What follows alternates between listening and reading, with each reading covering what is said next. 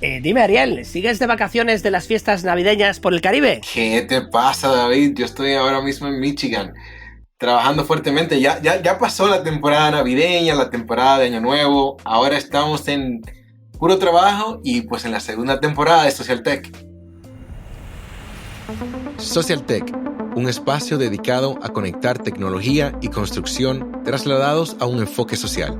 Yo soy Ariel Castillo, también conocido como BIM Nomad. Y yo soy David Barco, diario de un BIM Manager. Y si tienes curiosidad de cómo la tecnología impacta en nuestro día a día, este es el lugar adecuado. Esto es Social Tech. Hemos logrado obtener más de 8.000 reproducciones, que para ser el primer año es un número más que respetable. ¿Se van a construir 7.000, no sé cuántas viviendas nuevas? ¿Realmente hace falta construir? ¿O no sería más interesante reconvertir un edificio abandonado en 7.000 viviendas? Ok, si vamos a trabajar en equipo, ¿dónde vamos a mantener la información? Ariel tiene un cartel gigantesco que está diciéndome: corta, corta, hemos prometido que vamos a intentar que sea el menor tiempo los episodios. Pues muy buenas, Social Techers, desde una de las capitales del mundo, Bilbao, y en especial desde la bahía de Plencia, un verdadero paraíso en el País Vasco. Y la verdad es que sí que han pasado estas fiestas navideñas. Y Ariel, creo que tengo que cambiar de talla nuevamente. La verdad es que el año que viene me voy a ir a un monasterio budista, yo qué sé, a ver si como menos, porque, o sea, no sé cómo se puede llegar a comer tanto en las fiestas, ¿no? ¿Pasa lo mismo en Estados Unidos? Por supuesto, David, yo creo que es un tema de fiestas. No hay forma de mantenerse en el mismo peso. En fin, ya me lo imaginaba. Así que antes de tener otro empacho, en este caso de tecnología, vamos a continuar donde lo dejamos con esas tendencias emergentes tecnológicas, pero antes escuchamos un nuevo tip de la industria. Este es tu tip de la industria. Bienvenidos a la sección de Tips de la Industria, patrocinada por Magicad, presentada por David Barco junto a Facundo Carillano. Magicad for Revit es un producto desarrollado por Magicad Group, que representa una convergencia de innovación y experiencia acumulada en el campo de la ingeniería MEP. Desde hace 40 años, Magicad Group ha sido pionero en ofrecer soluciones avanzadas para el diseño y modelado en el entorno de la construcción. Con Magicad for Revit conseguimos una interacción fluida, eficiente y precisa. ¿Cómo cree que el mundo BIM está remodelando el futuro del sector AECO? Bueno, personalmente yo creo que el empezar a incluir información real en proyectos, ese nexo que faltaba entre mi hoja de cálculo, cumplir normativa y luego a pie de obra que las cosas funcionen o que sea real lo que se está instalando, ¿no? Entonces, si tomamos BIM como el concepto que no sea solamente modelar en 3D, sino el incluir información a nivel de geometría, a nivel de curvas técnicas, yo creo que sí estaríamos yendo hacia un mundo más moderno, hacia el diseño de edificaciones que sean más cómodas para estar dentro, más confortables. A la hora de ahorrar en materiales con previsiones de huecos de ingeniería, se puede trabajar con mucho material prefabricado, traer a obras elementos que ya estén coordinados, que no haya que gestionarlos en obra, sino que todo sea de forma digital. Entonces, el BIM juega un papel muy importante, pero de nuevo, incluyendo información, sobre todo información técnica, para poder trabajar con máquinas reales, poder probar o validar que una UTA, una unidad de tratamiento de aire, sea la que me va a estar dando esa demanda de aire, por ejemplo. Bueno, pues vamos a continuar con otro de los temas que yo creo que va a ser fundamental, no solo en el año 2024, sino que seguiremos viéndolo en el 25, en el 26 y seguramente durante muchísimo tiempo, ¿no? Y es como la forma de construir los edificios y las infraestructuras va a dar un cambio radical hacia la industrialización y lo que podríamos llamar la prefabricación 2.0, ¿no? ¿Por qué este 2.0? Todos conocemos ya sistemas prefabricados desde hace muchísimas décadas, ¿no? Lo que ocurre es que siempre han sido, en general, sistemas aislados, ¿no? Prefabricados de fachada, prefabricados de losas o de suelos, prefabricados de falsos techos, etcétera, etcétera. Pequeños elementos aislados que ahora vamos a ir viendo cómo se van a ir ensamblando cada vez más, ¿no? Y veremos cómo se colocan fachadas enteras del edificio con todos los elementos que vienen dentro de una fachada: revestimiento interior, instalaciones, revestimiento exterior, todas las carpinterías, ventanas, puertas, accesos, los diferentes encuentros con los diferentes forjados, losas, etcétera, etcétera, etcétera, ¿no? Entonces ese paso de la prefabricación a la prefabricación 2.0 va a ser especialmente potenciada por los modelos de información BIM, que van a tener toda la información y todos los sistemas, las referencias, los objetos, los componentes que lleva ese ensamblaje, y por lo tanto se va a poder simular mejor su comportamiento a la hora de instalarse, a la hora de transportarse, a la hora de ejecutarse. Y su máxima llegará con toda esa industrialización, que lo que hará será ir conectando las diferentes bases de datos, esos modelos tridimensionales de los edificios, con las fábricas, donde se van a ir fabricando edificios cada vez mayores. Los veremos en sistemas modulares, veremos viviendas enteras que salen de la fábrica, habitaciones tipo de un hotel, plantas tipo de una oficina, etcétera, etcétera. Y eso, como digo, irá evolucionando de tal manera que al final un usuario que quiera comprar un edificio de oficinas, una persona que quiera construir un hotel, una persona que quiera que tenga una parcela y quiera tener una vivienda, pues irá a una página web de un fabricante y seleccionará el tipo de edificio que quiere, al igual que hoy entra en una página para seleccionar el automóvil, elige el color, elige todos los componentes que le gustan, los extras, etcétera, etcétera. Pues hará lo mismo con una vivienda, ¿no? Y le dará un botón y te saldrá las especificaciones de qué es lo que necesitas tener en la parcela para que cuando llegue el camión y descargue con la grúa al edificio se pueda atornillar, ¿no? Y esté listo, o incluso hasta te olvidarás de eso, sino que las empresas cada vez no solo tendrán los elementos industrializados, sino que ese llave en mano famoso que conocemos de toda la vida será todo lo completo que tú quieras. ¿Quieres que te busque el solar? ¿Quieres que te haga todo antes de que llegue la casa? Pues lo veremos de esa manera. ¿Tú qué opinas, Ariel? Fíjate, David, que para mí el tema interesante con lo de industrialización o prefabricación viene siendo de que yo entiendo de que, nuevamente, parecido a lo que habíamos hablado anteriormente, es que la calidad de los modelos ha ido aumentando. Entonces ya esto a nosotros nos permite apoyarnos para usos de otras maneras. Entonces aquí entra el tema de prefabricación, por ejemplo, de canaletas eléctricas o prefabricación de ducterías. Entonces yo creo que el rol importante, obviamente la meta sería muchos proyectos que hemos visto, ¿verdad?, que son prefabricados prácticamente por completo, donde tienes el Hotel Nomad en Nueva York, ¿verdad?, donde prefabricaron prácticamente todos los componentes de las habitaciones y los hicieron un envío en contenedores, ¿verdad?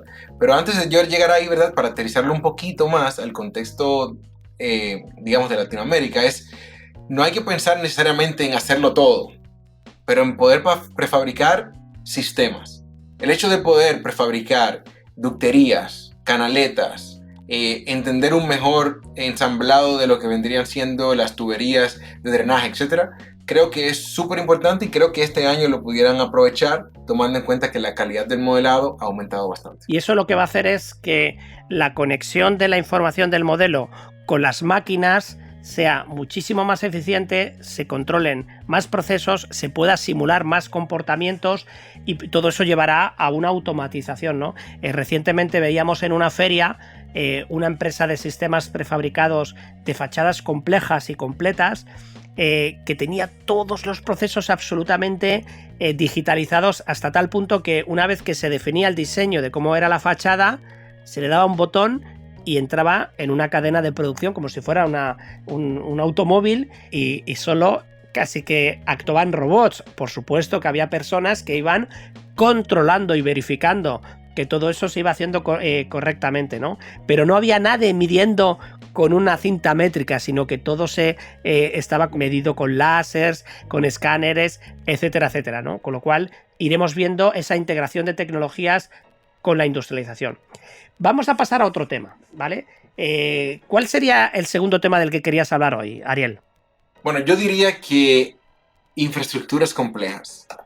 En sí, el tema de infraestructura, de por sí, yo entiendo que es algo súper interesante. Fíjate que el año pasado yo asistí a un congreso, ¿verdad?, del AGC, el IT Conference, y hubo un taller que se llamó Implementing BIM on Infrastructure and Building Projects, Why, What, and So What. En español sería, ¿verdad?, implementando BIM en infraestructura y en proyectos de edificación, por qué, el qué, y sería como, y por qué, o sea, qué importa todo este tema. El caso es que a mí me llamó mucho la atención porque ahí se dieron muchos datos que de hecho no quiero compartirlos ahora porque sé que más adelante lo vamos a detallar, pero era el enfoque que había en sí en explotar el tema de infraestructuras cuando se habla de BIM.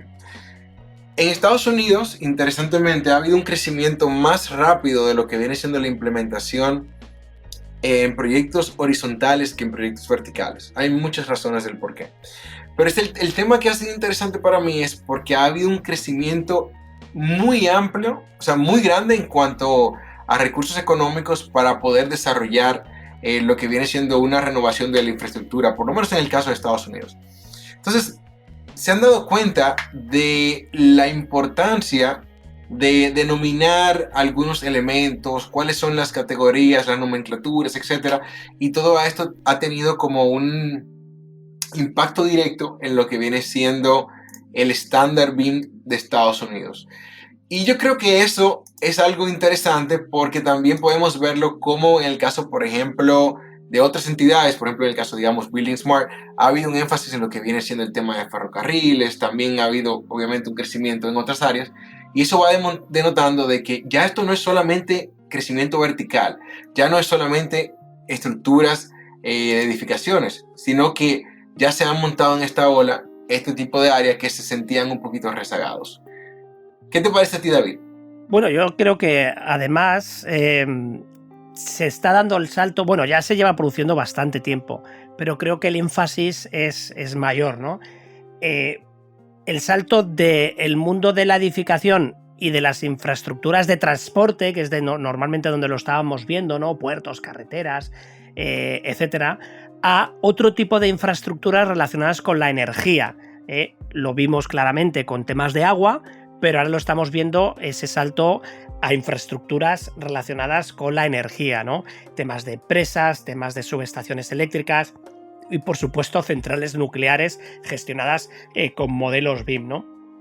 Además, también se está dando el salto a las grandes dimensiones, es decir, ya estamos empezando a ver modelos de ciudades, el famoso City Information Modeling, y cómo se está empezando a utilizar para tomar decisiones de estrategias de desarrollo urbano, y que además se pueden ir alimentando de los pequeños modelos de información BIM de los edificios, pero para tomar decisiones estratégicas a nivel de ciudad.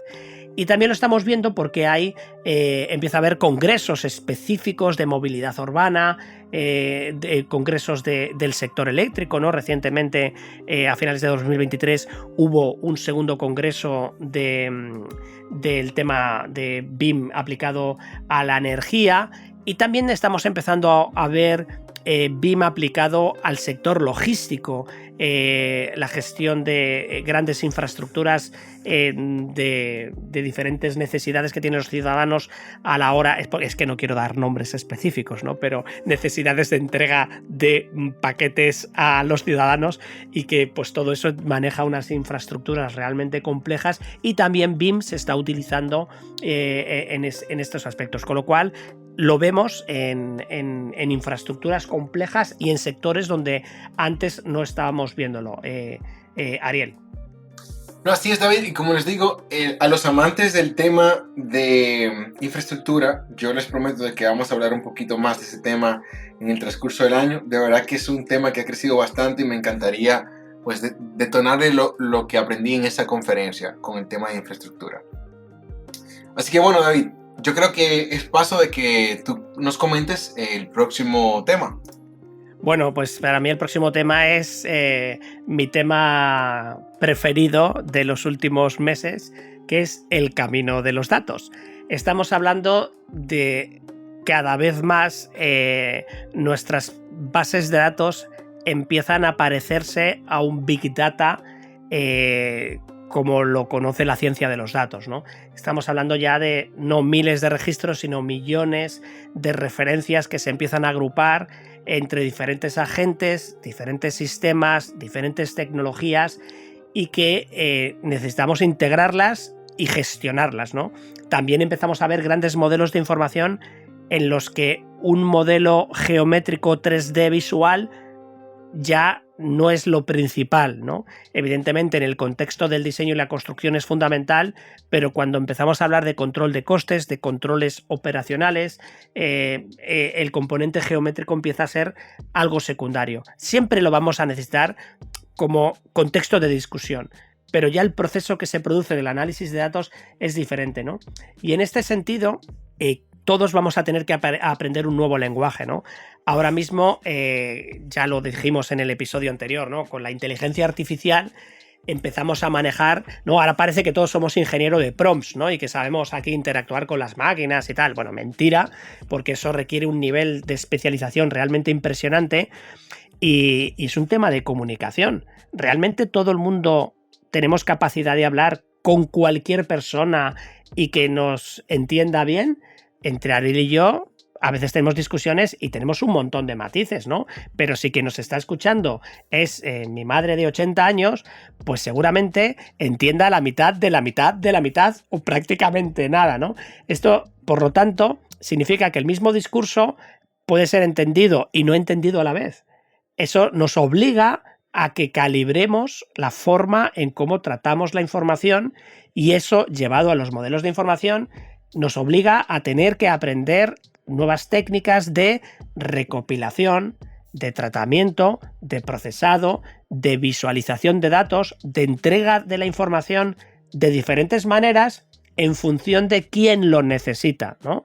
Ariel puede entender un tipo de información de una manera más sencilla que otras personas que no están familiarizadas con las tecnologías o con la visualización de los datos, ¿no? Y esto es algo que iremos calibrando poco a poco pero sí que creo que es súper necesario que nuestra cultura en ciencia de datos aumente de una manera considerable porque es el contexto natural en el que nos vamos a desenvolver todos en los próximos años, ¿no? ¿Tú qué crees, Ariel? Fíjate que para asociarlo un poquito, porque yo lo veo así específicamente del 2024 y nuevamente conectado con mi ambiente laboral, pues te comento de que uno de los objetivos que tiene la compañía es crear estos dashboards. ¿Por qué?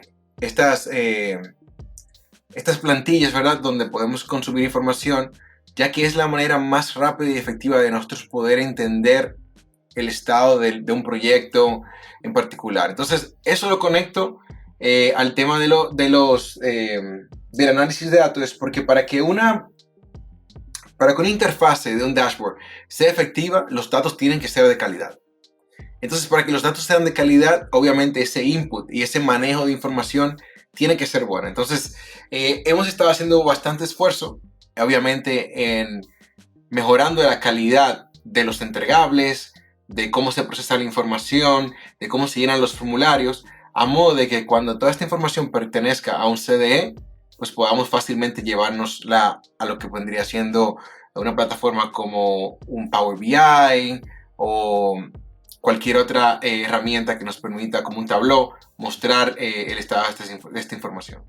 Sí, y bueno, la verdad es que aquí que estamos hablando de Big Data, pues qué mejor que recomendaros escuchar un podcast que la verdad es que a mí me gusta muchísimo, que está especializado en Big Data, que se llama un podcast ninja sobre Big Data y que además tiene un libro, un descargable sobre los principios sobre el Big Data y que está muy bien dirigido porque hay muchos episodios con ejemplos prácticos de cómo Airbnb generó el modelo de negocio que generó apoyándose en el Big Data y ejemplos similares, ¿no? Pero sobre todo también cómo formarte, si quieres formarte en Big Data, hacia dónde ir, cuáles son los fundamentos de la ciencia de los datos, etcétera, etcétera. La verdad es que yo creo que es un recurso bastante interesante que os vamos a dejar aquí en las notas del programa.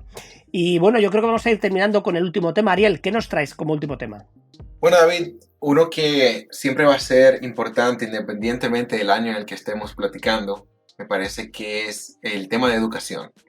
Como ustedes saben, pues nuestra industria se enfrenta a lo que viene siendo una gran problemática, que es el tema de la falta de mano de obra calificada. Y si pensamos en eso y le agregamos entonces la complejidad de un ambiente tecnológico, pues obviamente eso crea dificultad en encontrar estas personas que puedan estar motivadas e interesadas en participar en nuestra industria. Entonces, aquí creo que es interesante pensar de que tenemos entornos educativos que han ido cambiando la manera en la que presentan información. Esto lo ha hecho más interesante, pero también debe haber un cambio en la mentalidad de cómo las compañías preparan a su personal, no solamente interno, sino personal externo. Y cuando me refiero a externo, es compañías con las que ustedes colaboran. Entender de que la parte de entrenamiento es vital, y no solamente de cualquier entrenamiento, sino un entrenamiento, ¿verdad?, de calidad. Saber de que hay exposición a herramientas que no se puede titubear, ¿verdad? No puede haber una falla.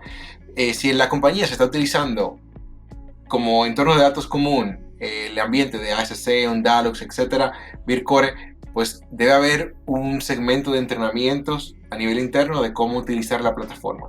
Si también pueden apoyarse en alguna otra herramienta, escuela que pueda capacitar, pues es muy importante, pero hay que entender de que esa problemática de mano de obra no va a desaparecer de la noche a la mañana.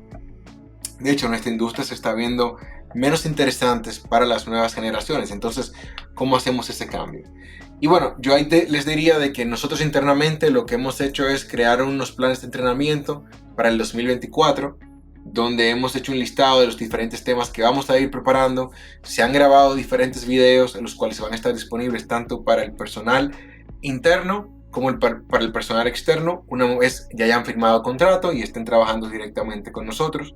Esto no es solamente para temas de BIM, esto es para temas también de, por ejemplo, cómo procesar submittals, cómo subir información, cómo acceder al CDE, cómo interpretar los datos, etc. Y bueno, esto se va replicando a nivel de diferentes países. David, yo sé que les puede contar un poquito más sobre eso.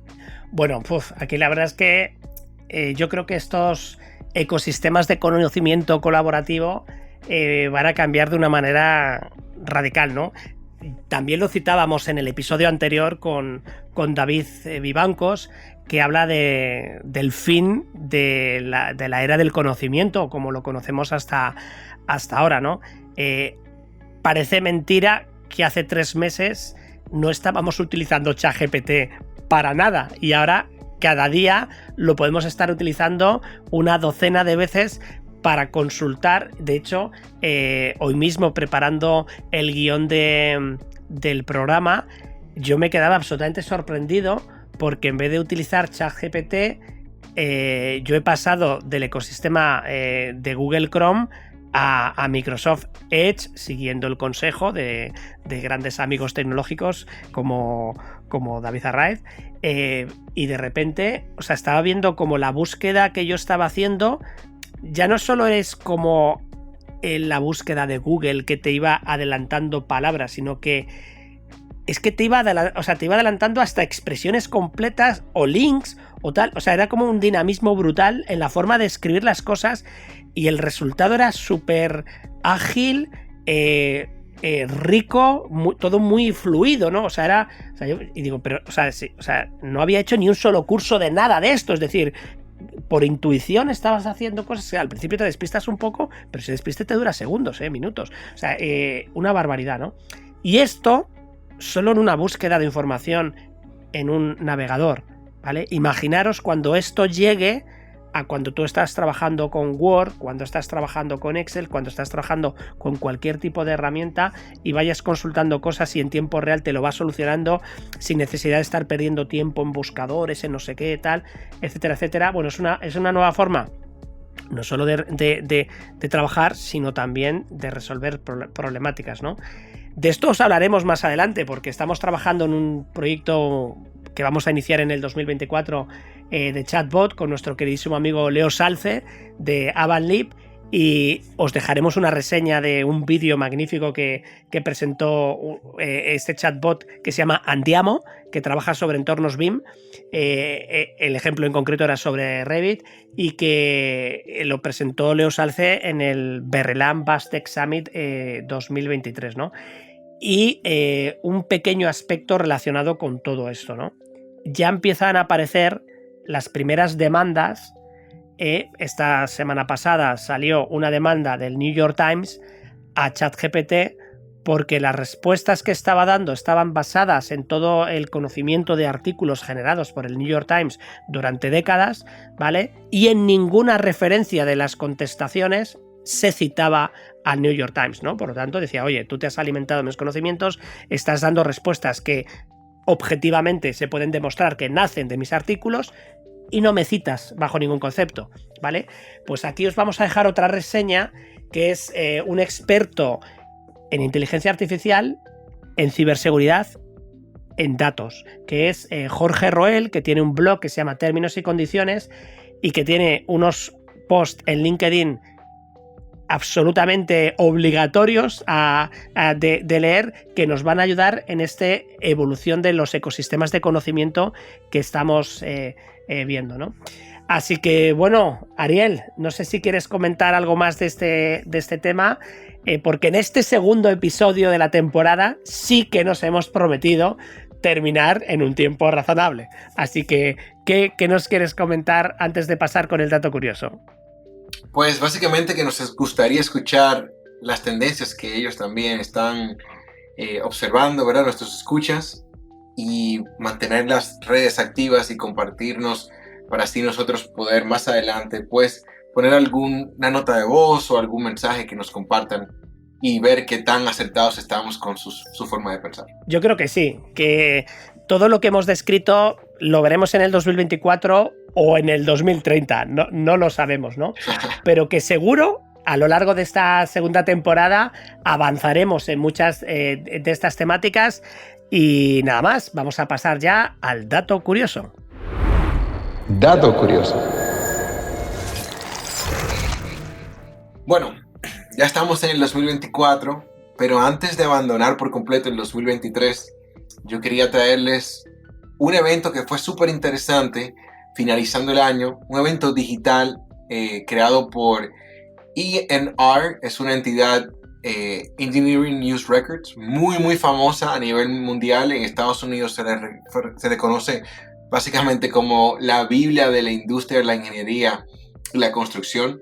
Y ellos tienen un evento llamado Global Best Project Awards, básicamente un reconocimiento a los mejores proyectos a nivel global. Estos proyectos han sido reconocidos en un evento que se realizó el 19 de diciembre del año pasado. Fue de manera completamente digital y está disponible en la página web, que la vamos a dejar como link. Ustedes pueden acceder y pueden visualizar este evento súper interesante.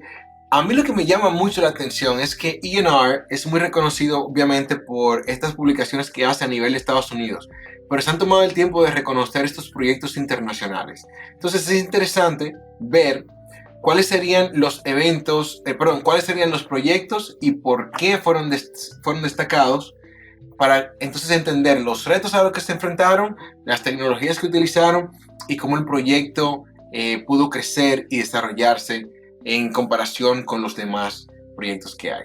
Así que realmente súper interesante, completamente virtual. Les dejamos ese link para que no se lo pierdan. Y ya para ir cerrando, antes de nuestra tradicional despedida, sí que me gustaría retomar una práctica que en nuestras épocas anteriores de podcast y en la primera temporada también hemos ido realizando, que es que cuando arrancan los comienzos de año es importante tener nuestros calendarios bien refrescados, bien actualizados con los principales eventos sobre transformación digital que hay en el sector, ¿no? Para facilitaros la vida, tenéis dos fuentes bastante claras y accesibles, que son el BIM Events de Diario de un BIM Manager, ¿vale? Os dejaremos, por supuesto, el acceso en las notas del programa, y la sección de eventos de la plataforma BIM Heroes. Solo destacar algunos de los eventos que sí o sí os tenéis que grabar a fuego, tatuaros en vuestro brazo para no olvidaros, ¿no?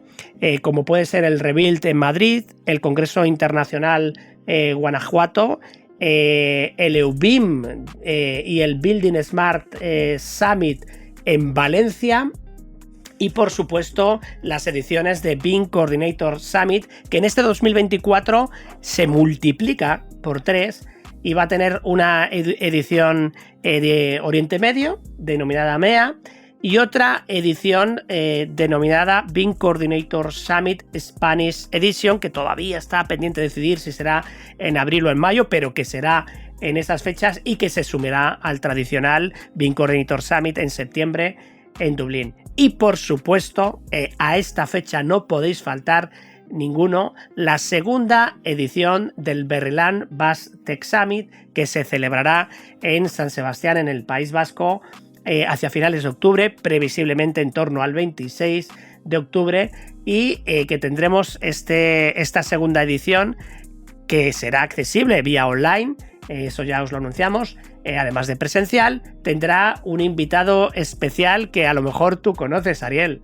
Bueno, cuando llegue la invitación hablamos, David. Bueno, Ariel, pues con esto ya sí que sí, vamos a finalizar el episodio recordando que podéis seguirnos en nuestras redes sociales, en LinkedIn, en Twitter, y sobre todo apoyarnos en las diferentes plataformas dándonos un like, unas estrellitas, o como nos gusta a nosotros, unicornios, arcoíris o gatitos con ojos llorosos. Compartirlo con todos vuestros amigos, familiares y profesionales para ayudarnos a construir un mundo mejor. Nos vemos en el camino de los datos. Adiós, goodbye, agur. Edición y mezcla, Raúl Núñez. Supervisión de audio, Luis Huesca.